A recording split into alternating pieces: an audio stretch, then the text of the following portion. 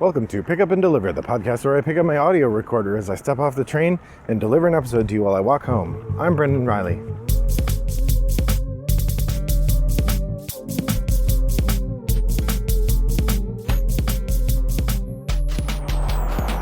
Well, what a glorious day.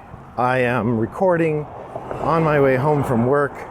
The spring has appeared. Spring is here, spring is here.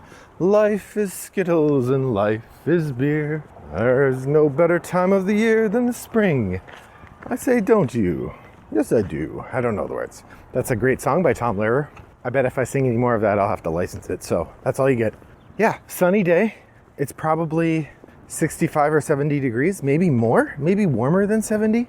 I may regret having a light jacket on by the time I get home, but taking it off would be a real pain in the butt right now, so I'm going to leave it on.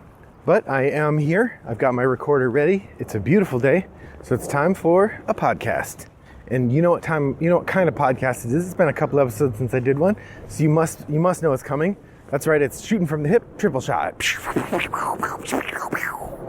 For those of you on the off chance that you're new to the podcast, Shooting from the Hip, Triple Shot is my review episode in which I talk about 3 different games that I've played for the first time recently, and I talk about what I think of them. As obviously, if they're the first time I've played them, or maybe the first couple times, this is a early review, hardly even a review. If you go back a couple hundred episodes, I was saying these aren't reviews. I was saying they're first impressions. I guess I've kind of given up on the idea that I shouldn't review games. I guess I do review games, but generally, you have to take it with a major boulder of salt because I have not actually played these more than once for the most part. And so calling them a review would be misleading. Boy, walking by some beautiful yellow flowers now. The sky is perfect azure blue. Literally no clouds in the sky. It's beautiful. What an excellent time to talk about Tower of Madness. Tower of Madness is a game from Smirk and Dagger. And in Tower of Madness, you are a group of, supernatural investigators trying to stop various kinds of Cthulhu shenanigans. I'm sure there was more theme there, but it was pretty light. The way that you are stopping these shenanigans is through a process of Yahtzee-style dice rolling, or King of Tokyo-style dice rolling, in which you roll the dice a couple times. You can keep dice or re-roll them. Although it's more like Elder Sign dice rolling in that when you do a roll, then you have to commit one of the dice, at least one of the dice, then you can re-roll the rest. And you can't hold any. So either it's commit the dice or re-roll all of them, except for the ones that you've committed. And then you go until you either solve a problem or run out of dice without being able to commit them. When you have beaten that problem, whatever it is, then you get some points. If you fail to beat the problem, then you have to do a pull. So Tower of Madness is essentially Cthulhu Kerplunk. Kerplunk is a classic light game in which you are trying not to dislodge some marbles. You have a clear tube or a clear vertical thing, and through the vertical tube there are a whole bunch of little sticks of various lengths, and then you pour marbles in the top. And on your turn, you are pulling a stick out with the goal of not having very many marbles fall.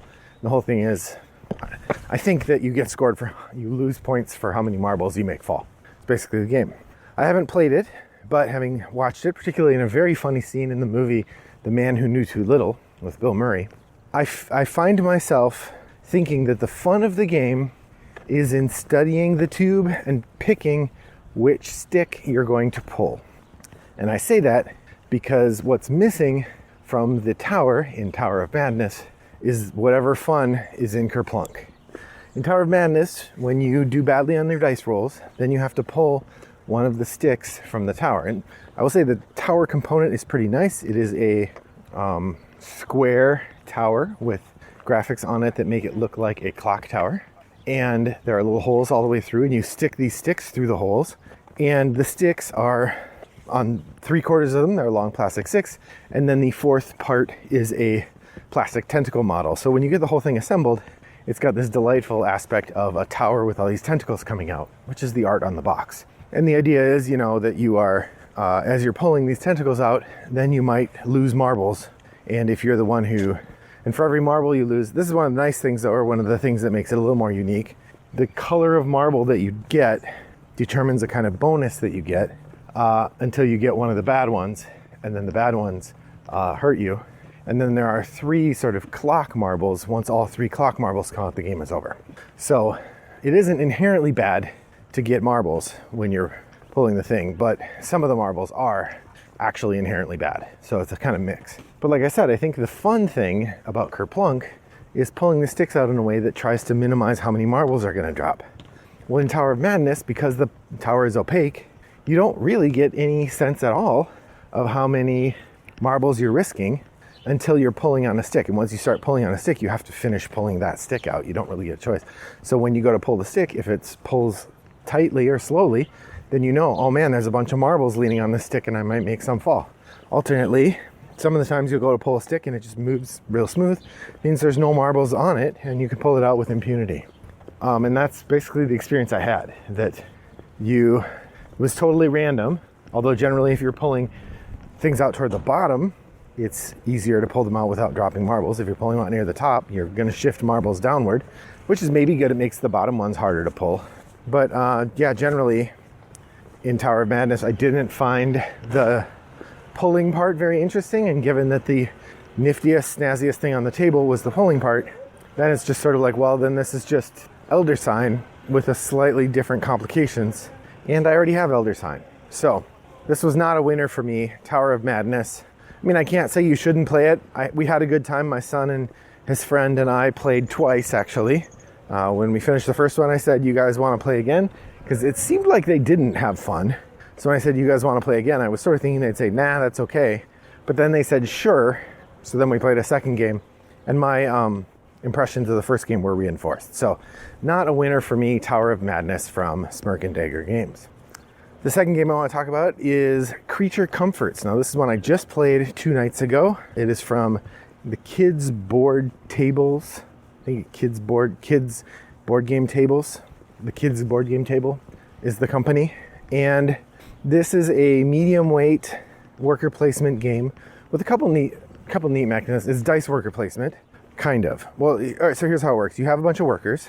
There's a whole bunch of worker spots. And everybody all at the same time puts their workers on the spots. There's no limit to the spot. There's no limit to the spots. The only thing that might get limited in player interaction is the cards in the 2 different card offers. Those are limited. So if you're earlier in turn order, you're more likely to be able to get a card out of the card offer that you wouldn't be able to get if you were later. And then, so you place your workers, and everybody's got 4 workers, I think. Maybe 5. I think 4. And then you have 2 of your family dice, and there's 4 shared dice. So before you put your workers out, you roll your 2 family dice so you can see what they're going to be. Now the workers are not dice, keep in mind, these are separate models.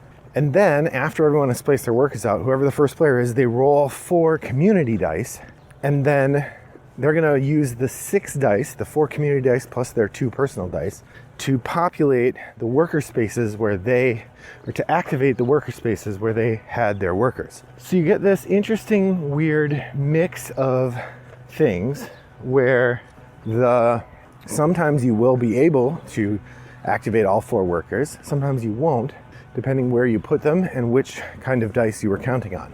Now there are some dice mitigation tokens that you can get that will raise or lower a die by 1, and there are some cards that you can get that will give you the ability to change dice a little bit. So you get a little bit of that, but mostly you're counting on the 6 dice to be able to use your 4 workers.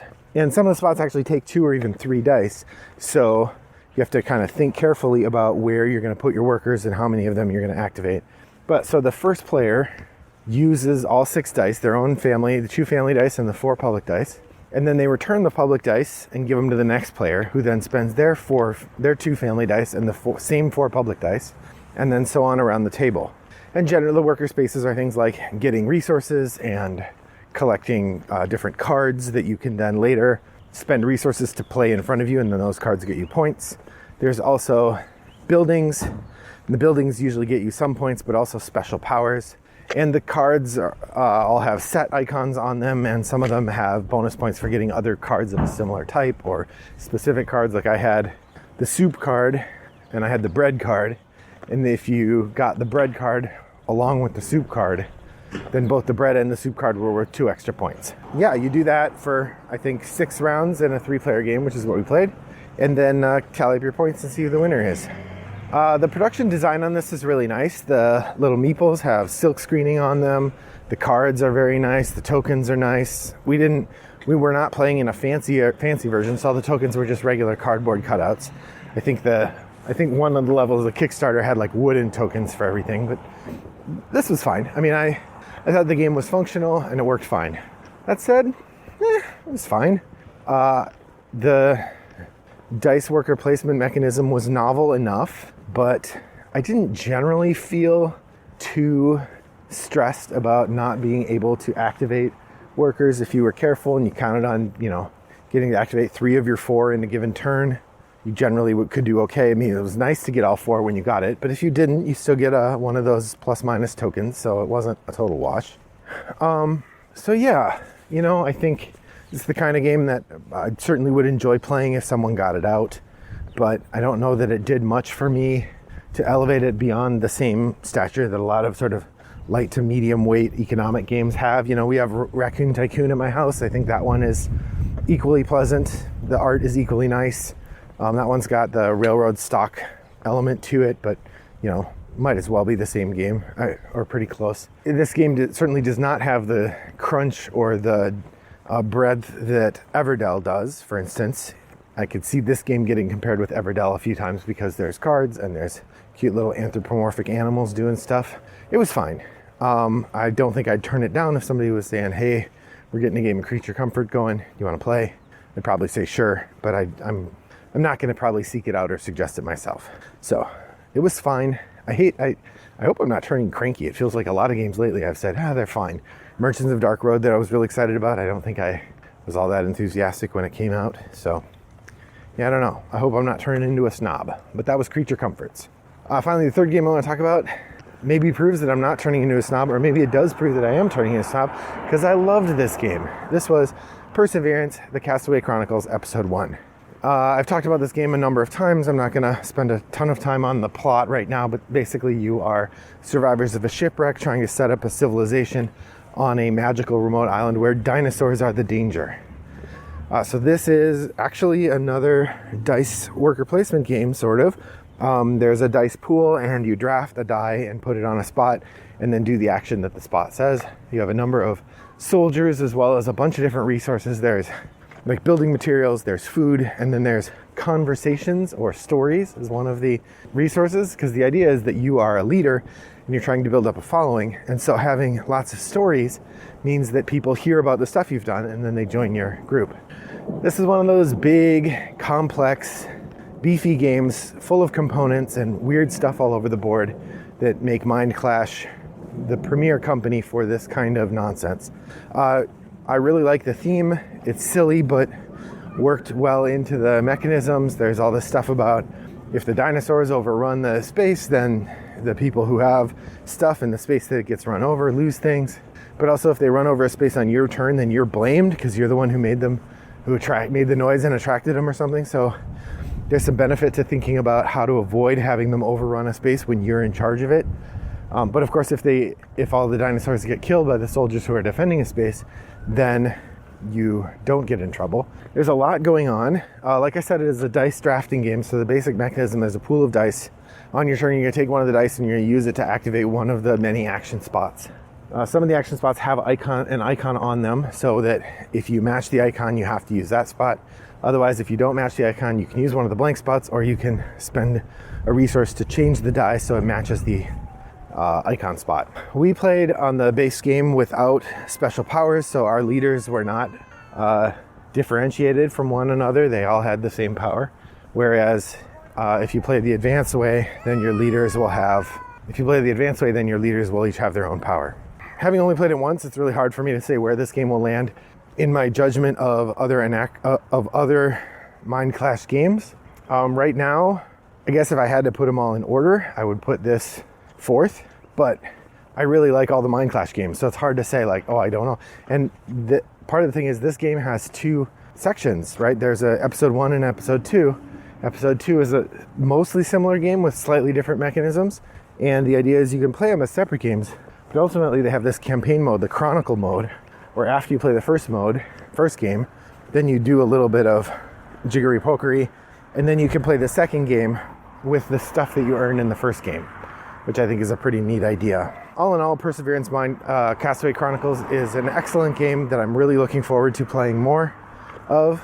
It's the newest hit from Mind Clash Games, and I think deserves its position. I will say 2 significant errors in the rulebook so far, one of which made us totally play wrong in the first game, the second of which is a lapse in the rulebook that I think is crucial, although I seem to be the only one who had that problem on Board Game Geek, so whatever. So what have you been playing lately? Head over to Board Game Geek Guild 3269 and share your experience with me. I'd love to hear it. Otherwise, I look forward to next time that we talk and that you take a walk with me on a beautiful day like today. And when you do, I hope that your next walk is as pleasant as mine was. Bye-bye.